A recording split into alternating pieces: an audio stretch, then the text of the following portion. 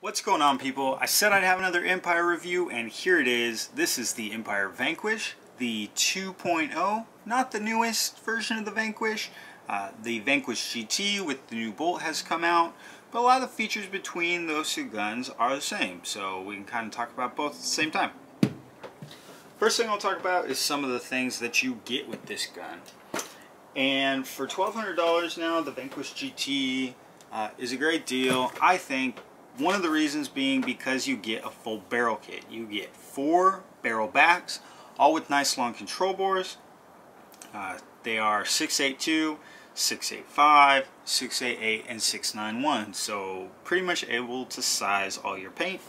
The barrel tip is nicely ported. Not a whole lot to say, but much more expensive guns, those $1,500 guns, $1,700 guns, don't come with a full barrel kit. So this is really nice value. You don't have to go out and buy any other barrels. These will serve you very, very well.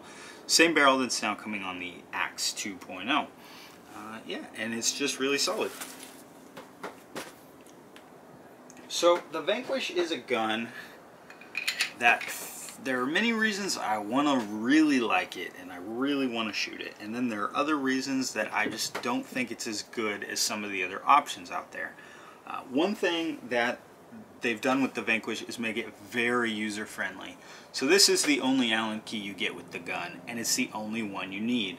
All of the bolts with an Allen key are the exact same size. Super nice. You can access, you can pull the whole body apart, access your eye covers, access your board, get in your grip frame, all with one tool. And it's a very nice tool. So definitely a plus. Some other things they've done, like a lot of these screws sit in channels, and it makes it really hard for you to lose them. So you take this eye cover off and the screw is kind of enclosed there where you can't really lose it. The detents are set up inside the eye cover. Once again, you can't really lose them. It's super nice. One other thing I'm going to show you is kind of how the frame comes apart to access the board, because it's super simple. All wireless, all pin connectors like a lot of these guns are. The bolt on this gun is a little difficult to get out, so I tend to have to push from the front to get it out, but there it is. And like I said, the screws are kind of held in place. So there's this one screw in the front, and you start pulling or unscrewing that, and it stays in there. You can't really lose that screw. And then the body kind of has this clamshell design, which is super cool. The board is housed up in the body of the gun, and you can access everything super quick. You saw how fast I did that. It is really nice to be able to get in, clean things up, see if there's any issues, service your eyes, change your eyes if you have problems. Very, very user-friendly design. I think Empire has made great strides in making these guns, user-friendly for us to work on. Alright, so let's get into the real meat of it and start talking about my thoughts on some of the features of the 2.0. So I mentioned in my Mini GS review that I'm not the biggest fan of this ASA regulator combo that they go with. First of all, the lever is only accessible from the back. So if you have a tank reg a gauge that sits directly down, or you have a fill nipple that sits directly down, it can be a little more difficult to access that lever. That really is my only issue with the way the on-off on the ASA works. Now with them putting the regulator in the bottom here, you just kind of have this real big, bulky, heavy part of the gun all the way on the back on the bottom. And to me, it kind of throws the balance off a little bit. I think this needs a redesign. I wish they would kind of work on getting the regulator up in the grip frame, slimming this down, maybe making it flush as a lot of other guns are doing, and yeah, just kind of cut some weight out of there. One thing you really feel when you grab the Vanquish for the first time is like, yeah, this is a heavy gun. Heavier than pretty much all the other high-ends right now. And yeah, you definitely feel it. I think the gun just overall just kind of needs a revamp, because I think we can bring a lot of people to the Vanquish line, but it needs some refreshing. the trigger here. The trigger is, yeah, very good. The Empire triggers aren't my favorite. I always seem to be able to shoot them faster than anything else.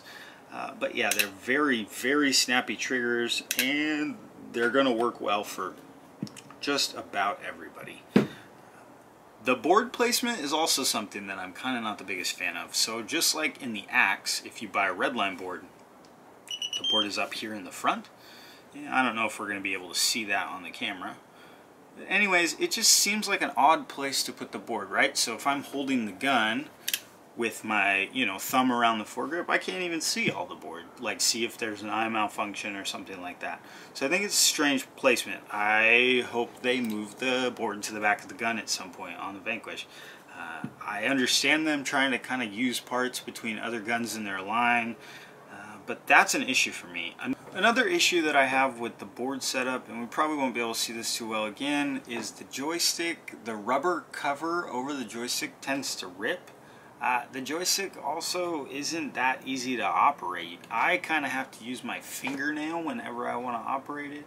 And yeah, you have to use it to turn off the eyes and stuff like that if you're in a match and your eyes start having problems. So I think they could refine that some way, but once again, I just want buttons and I want the board in the back. Turn that off.